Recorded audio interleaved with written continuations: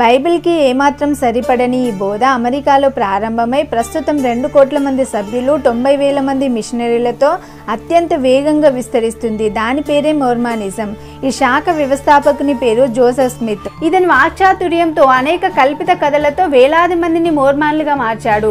Joseph Smith తర్జుమా చేయించిన పుస్తకానికి బుక్ ఆఫ్ మోర్మాన్ యేసుక్రీస్తు యొక్క మరి ఒక నిబంధన అని పేరు పెట్టాడు. దీనిని వీరు బైబిల్ గా పరిగణిస్తారు. ప్రస్తుతం ఈ పుస్తకం 115 భాషల్లో అందుబాటులో ఉంది. మోర్మాన్లు బుక్ ఆఫ్ మోర్మాన్ తో పాటు స్మిత్ రాసిన ఇతర పుస్తకాలను ప్రామాణికంగా తీసుకుంటారు. ఇవి చెప్పినట్లుగానే వారు నడుచుకుంటారు. మోర్మాన్ గ్రంథాన్ని విడుదల చేసి కొంతమందిని అనుచరులుగా చేసుకున్నాడు. ఇతడు చనిపోయిన తర్వాత అతని అనుచరులు అతని గూర్చి మరింత విస్తారంగా ప్రకటించసాగారు.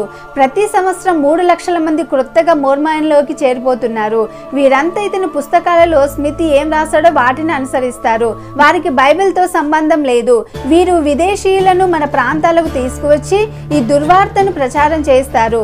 తెల్ల చొక్కా నల్ల ప్యాంటుతో సైకిల్ మీద తిరుగుతూ క్రైస్తవుల ఇంటింటికి తిరుగుతూ రాత్రి పగలు వీరు పనిచేస్తున్నారు.